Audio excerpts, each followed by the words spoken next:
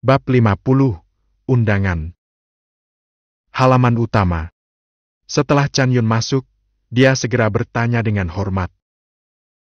"Temui Tuan." Setelah mengatakan itu, Chan Yun melihat sekeliling tanaman merambat dan cabang di halaman dan bertanya dengan rasa ingin tahu. "Tuan, ini dia?" Chan Daozhen tersenyum ringan. "Sedikit hal yang saya angkat. Kembali ke topik, saya meminta Anda untuk datang ke sini kali ini, terutama karena saya ingin Anda mengirim pesan kepada Chan Xiang dan Chan Jin untuk meminta mereka kembali dulu. Chan Xiang, Chan Jin, Chan Yi, Chan Shan, Chan Kui, Chan Sun, Chan Bo, Chan Yuan, dan kamu. 9 dari kalian, datanglah ke tempatku lusa dan pastikan untuk tiba." Ini 9 akar spiritual surgawi yang dipilih oleh Chan Daozhen untuk digunakan. Yang di atas semuanya adalah anggota kunci keluarga Chan, dan yang tersisa bukanlah pilihan terbaik. Jika nanti ditarik, biarkan mereka menggunakannya. Chan Yun sedikit terkejut. Meskipun dia tidak tahu apa yang ingin dilakukan kepala keluarga, dia tetap berkata dengan hormat. "Ya." Chan Daozhen menyerahkan tas Qiang Kun lagi. "Ada 400 pil pembuka roh di sini. Ambil dan berikan padaku." Orang-orang dari keluarga Chan harus menggunakannya. Agunan dan bawahan keluarga Chan juga harus berhati-hati agar tidak memperlakukan mereka dengan buruk. Orang-orang ini tidak memilih untuk pergi ketika keluarga Chan berada di saat paling kritis. Mereka harus ditanggapi dengan serius. Ketika keluarga Chan berada dalam krisis, mereka jangan pernah menyerah. Sekarang keluarga Chan menjadi lebih baik, wajar jika membiarkan mereka menikmati beberapa manfaat dan berusaha untuk membuat semua orang di keluarga Chan tumbuh dewasa. Chan Yun terkejut pada awalnya dan melihat 400 pil pembuka semangat lagi. Kemudian dia berkata dengan tatapan serius. "Jangan khawatir, kepala keluarga, saya akan menganggap serius semua orang yang tinggal di belakang." Chan Daozhen mengangguk ketika mendengar ini, lalu melambaikan tangannya dan berkata, "Itu saja, ayo turun." Chan Yun segera mengangguk. Setelah mengambil tas Qiang Kun, dia membungkuk dan pergi. Setelah Chan Yun pergi, Chan Daozhen juga berdiri dan mulai bersiap memasang mata air linci. Tentu saja semua itu tidak bisa diletakkan di pekarangan rumahnya, tetap harus terkena hujan dan embun secara merata. Kalau nanti lebih banyak, bahkan ada yang bisa ditempatkan di kota Menghe. Bagaimanapun, keluarga Chan ingin menjadikan kota Menghe sebagai basisnya. Jika kekuatannya terlalu lemah, ini pasti tidak akan berhasil. Dia akan dinobatkan sebagai raja di masa depan, dan saat itu ibu kota kekaisaran Chan Daozhen juga berencana untuk mendirikannya di kota Menghe. Hanya saja nama kota ini memang agak terlalu tidak menyenangkan, dan pasti perlu diubah menjadi nama yang mendominasi. Chan Daozhen telah membuat rencana yang jelas untuk jangka pendek di masa depan. Chan Daozhen pertama kali berjalan ke halaman belakang dan menempatkan 5 mata air kolam spiritual di sebelah kolam. Untungnya, kolam di halaman belakang rumahnya cukup besar untuk menampung hampir 30 mata air kolam spiritual, jadi dia tidak perlu terlalu khawatir tentang kekurangan ruang. Lalu dia berjalan keluar halaman. Ada kolam dan mata air spiritual yang ditempatkan di mana-mana di keluarga Chan. Setelah 24 kolam dan mata air spiritual dipasang, intensitas energi spiritual seluruh keluarga Chan segera mulai meningkat, dan terlihat jelas bahwa energi spiritual menjadi lebih padat. Kepala keluarga menempatkan ini. Untuk apa ini? Setelah Chan Daozhen pergi, seseorang dari keluarga Chan segera pergi untuk memeriksanya. Namun ketika mereka melihat energi spiritual murni mengalir keluar darinya, keterkejutan muncul di wajah mereka. "Apakah ini cairan spiritual? Aku membacanya dengan benar, kan? Aku baru saja melihat pemilik rumah menaruh beberapa benda ini. Tidak bisakah semuanya mengalir keluar cairan spiritual? Tapi, benda apa ini? Kalian adakah yang mengetahuinya? Mengapa cairan spiritual bisa mengalir begitu cepat?" Seseorang langsung bertanya dengan bingung, namun mereka semua bingung dan tidak tahu apa-apa tentang mata air kolam spiritual. Jangan membicarakannya, bahkan Chan Daozhen pun tidak tahu bagaimana cairan spiritual di kolam spiritual ini tercipta. Meskipun Chan Daozhen tidak mengetahuinya, pasti ada logikanya. Itu harusnya sesuatu yang memiliki kekuatan hukum. Dia harus mengetahuinya ketika dia mencapai tingkat yang lebih tinggi. Setelah menempatkan mata air Lingqi, Chan Daozhen kembali ke halaman pemilik keluarga lagi. Halaman ini juga punya nama, tapi hanya sedikit orang yang menyebutnya dengan nama itu. Namanya King Xinyuan. Artinya, sebagai kepala keluarga hendaknya suci hati dan fokus pada keluarga. Tentu saja, hal ini tidak dikatakan oleh Chan Daozhen, tetapi oleh bapak bangsa tua, kakeknya. Bagi keluarga Chan saat itu, kepala keluarga yang lama mengabdikan hampir seluruh hidupnya untuk keluarga, yang sungguh mengagumkan. "Temui Tuan, ada sesuatu yang ingin saya laporkan." Tiba-tiba, sebuah teriakan terdengar di luar pintu, dan para penjaga keluarga Chan berdiri dengan hormat di luar pintu. Setelah keluarga Chan menjadi lebih baik, kekuatan para pelayan dan klan sampingan ini meningkat, dan kedua penjaga juga meningkat dari tahap pelatihan Qi ke tahap pembangunan fondasi. Chan Daozhen berkata, "Masuk." Penjaga itu segera masuk, tetapi dia menundukkan kepalanya sedikit. Ketika dia berjalan di depan Chan Daozhen, dia segera memberi hormat dengan hormat dan berkata, "Temui tuannya. Kamar Teng Fei Departemen Perdagangan mengirim seseorang untuk menyampaikan pesan.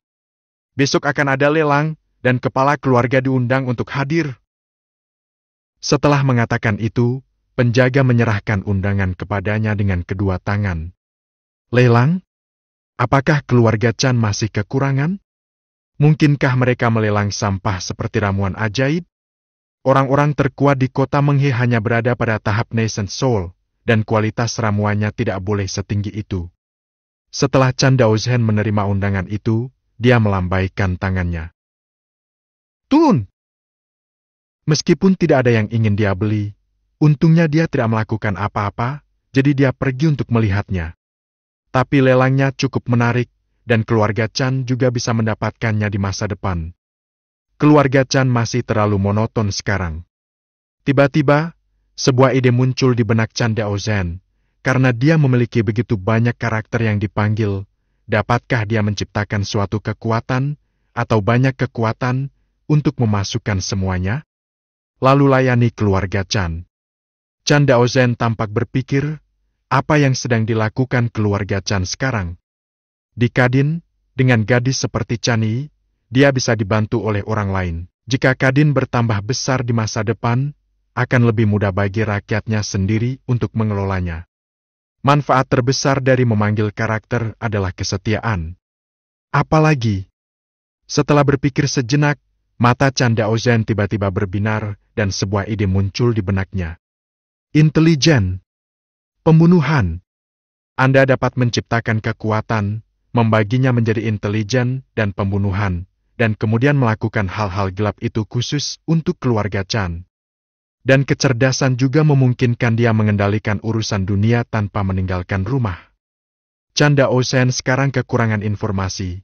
Misalnya, dia hanya tahu sedikit tentang situasi spesifik kota Baiyun dan kota Wuyu. Dan organisasi semacam itu dapat mengisi kesenjangan di bidang ini. Setelah membuat organisasi seperti itu, Anda juga dapat mempekerjakan beberapa pembunuh dari luar atau melatih pembunuh Anda sendiri. Pada saat itu, bounty juga dapat dibuat, organisasi dapat mengeluarkan tugas bounty, dan pihak luar juga dapat memposting tugas bounty, dan kemudian para pembunuh dapat menyelesaikan karakternya. Tentu saja tidak ada manfaatnya melakukan ini, tetapi Chan Daozhen hanya menganggapnya menyenangkan. Bagus, lakukan saja. Chan Daozhen secara langsung menghancurkan batu giok pembawa pesan sebelumnya untuk mengembalikan tahap transformasi dewa sebelumnya. Tetapi dia menghancurkan 5 bagian dan hanya tersisa 2 bagian. Bagaimanapun, keluarga Chan masih membutuhkan orang. Jadi jika mereka semua menggunakannya untuk membangun organisasi ini, bukankah akan sangat memalukan ketika keluarga Chan perlu mempekerjakan orang? Tidak lama kemudian, 5 sosok muncul di King Xinyuan. "Temui kepala keluarga." Mereka berlima tidak meninggalkan keluarga Chan terlalu jauh dan segera datang setelah menerima pesan tersebut. Bab 51. Vientiane. Kalian berempat, apakah kamu memahami pembunuhan dan kecerdasan? Chan Daoshen bertanya. Belum lagi pembunuhan. Selama kamu memiliki keterampilan dan kekuatan, pada dasarnya itu sudah cukup. Namun kecerdasan membutuhkan beberapa kemampuan. Jika Anda tidak memiliki keahlian di bidang ini, Anda mungkin tidak dapat melakukannya dengan baik. Kelima orang itu saling memandang, dan salah satu dari mereka, seorang pemuda dengan penampilan bermartabat yang tampak seperti tuan muda, berkata, "Guru, saya tahu banyak tentang kecerdasan, dan saya juga melatih keterampilan berbahaya. Saya harus bisa untuk membunuh orang lain." Chan Daoshen segera melihat ke arahnya. Chan Yuan Liang. Nama ini terdengar cukup jujur, dan dia terlihat seperti seorang pria sejati, tetapi ternyata dia sedang mempraktikkan beberapa keterampilan yang berbahaya. Chan Daoshen hanya bisa menghela nafas. Tapi Chan Yuan Liang sangat cocok untuk industri ini. Penampilannya terlalu membingungkan. Chan Daoshen mengangguk dan segera berkata, "Bagus sekali, kepala keluarga ini akan membentuk sebuah organisasi, terutama untuk intelijen dan pembunuhan. Organisasi itu disebut Wanxiang. Wanxiang dibagi menjadi 3 departemen. Di dunia manusia, dia bertanggung jawab untuk mengumpulkan intelijen. Di neraka, dia bertanggung jawab untuk melatih para pembunuh, atau menyerap pembunuh dari luar. Surga juga seorang pembunuh, tetapi dia hanya bisa ditunjuk oleh kepala dunia. Keluarga, dan dia harus cukup kuat. Chan Yuan Liang, kamu akan mengambil alih untuk saat ini. Vientiane, 4 orang lainnya bekerja bersama. Neraka bisa dikesampingkan untuk sementara waktu. Prioritas utama adalah dunia manusia. Saya ingin Anda menyebarkan jaringan intelijen sesegera mungkin. Laporkan kepada saya poin-poin penting dari intelijen yang Anda dapatkan setiap hari." 5 orang mereka segera menjawab dengan hormat. "Ya." Tentu saja, mereka tidak ragu sama sekali mengenai perintah Chan Daoshen. Chan Daoshen juga mengangguk. "Pemimpin keluarga saya percaya pada Anda. Jangan mengecewakan saya. Jika Anda memiliki permintaan, pergilah ke Chan Yun dan dia akan membantu Anda." Untuk membuka organisasi seperti itu, banyak sumber daya keuangan yang diperlukan. Pasti dibutuhkan. Tentu saja yang terpenting adalah kekuatan. Chan Daoshen memberikan hampir semua item lotera kepada Chan Yun. Dia terlalu malas untuk peduli dengan alokasi sumber daya keluarga Chan. Daripada sibuk setiap hari, dia lebih memilih menjadi penjaga toko yang lepas tangan. "Pergi!" Chan Daoshen memberi mereka langkah bayangan hantu. Ini juga merupakan teknik pembunuhan, dan levelnya tidak rendah. Ini juga membantu organisasi Wanxiang. Tapi ini tidak penting, untuk pembunuhan cukup bunuh saja targetnya. Tidak perlu mempraktikkan teknik serangan diam-diam yang buruk itu. Selama semua orang yang melihatku mati, maka pembunuhan itu berhasil. "Ya." Kelima orang itu memberi hormat lagi dengan hormat, lalu berbalik dan pergi. Pada tahap akhir transformasi 5 dewa, belum lagi jalannya sudah diaspal sangat lebar sejak awal, tapi setidaknya mereka memiliki kendali penuh atas kota Wuyu, Baiuncheng, dan kota Menghei. King Xinyuan kembali diam lagi.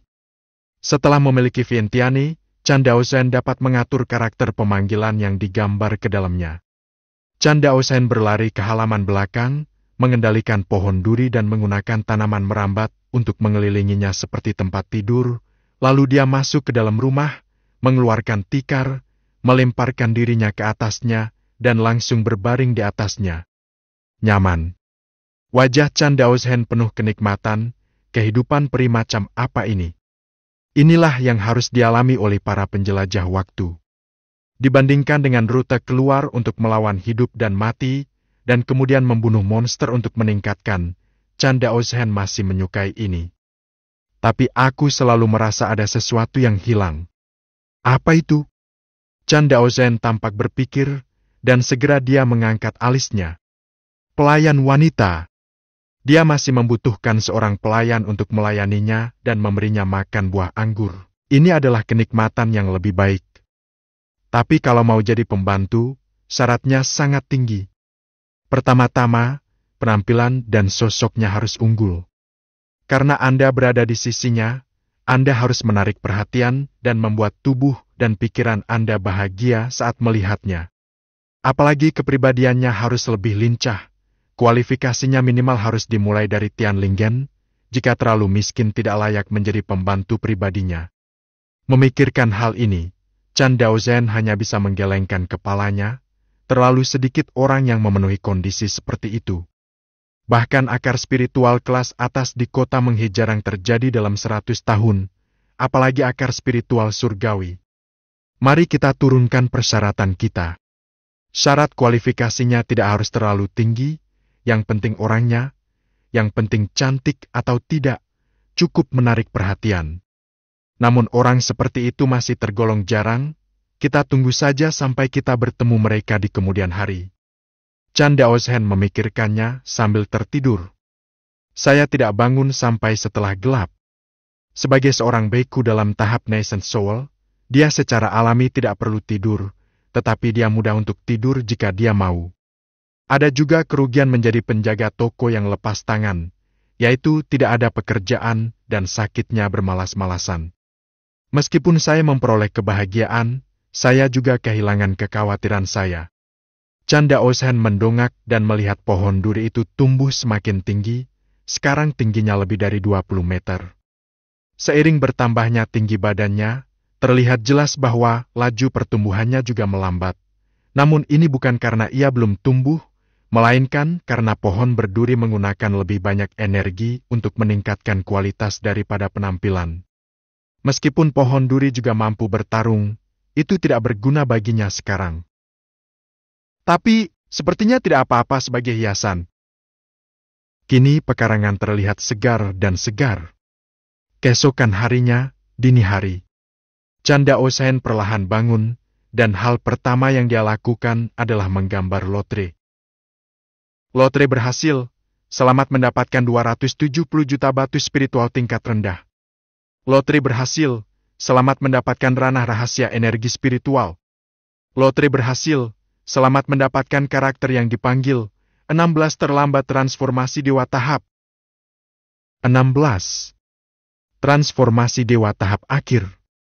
Chan Daozhen hanya bisa sedikit terkejut, sistem mulai berkembang ke arah yang semakin keterlaluan.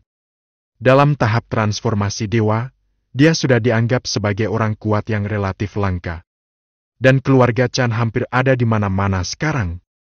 Termasuk para biksu sebelumnya yang berada dalam tahap transformasi dewa, ada lebih dari 20 orang di keluarga Chan yang berada dalam tahap transformasi dewa. Tapi Chan Daozhen mulai sakit kepala lagi, itu terlalu parah. Dia tidak tahu bagaimana mengatur begitu banyak tahapan transformasi, dan dia tidak bisa menempatkan semuanya di organisasi Wan Xiang. Chan Daozhen berkata, "Panggil!" Dalam sekejap, 16 sosok tiba-tiba muncul di halaman. Jika King Sinyuan tidak cukup besar, mereka mungkin tidak akan mampu berdiri. Penjahat Chan Feiwan memberi penghormatan kepada keluarga. Penjahat Chan Kang memberi penghormatan kepada kepala keluarga. Penjahat! Mereka semua berlutut di tanah dan berteriak dengan hormat. Chan Daozhen melirik mereka dan kemudian bertanya, "Apakah ada di antara kalian yang tahu cara berbisnis?" Setelah kata-kata itu keluar, 2 orang lagi segera keluar. "Temui kepala keluarga, saya relatif akrab dengan bisnis." Chan Daozhen mengangguk. "Kalau begitu, kalian berdua akan pergi ke kamar dagang Jiwan untuk membantu Chan Yi mengelola kamar dagang. Dikirim olehku." Orang yang dipanggil adalah orang sungguhan. Seolah-olah mereka sudah tinggal di sini, mereka mengetahui banyak hal sejak mereka dipanggil, dan Chan Daozhen tidak perlu menjelaskannya. Setelah Chan Daozhen selesai berbicara, dia mengeluarkan salah satu tokennya dan memberikannya kepada mereka, sehingga Chan Yi tidak meragukan identitas mereka dan datang untuk menanyakannya lagi. Dengan bantuan dua biksu dalam tahap akhir transformasi spiritual, tidak mudah bagi kamar dagang Jiwan untuk berkembang. Meski sekarang sangat sederhana. Apakah ada di antara orang-orang yang tersisa yang mengetahui sesuatu tentang pembunuhan dan intelijen?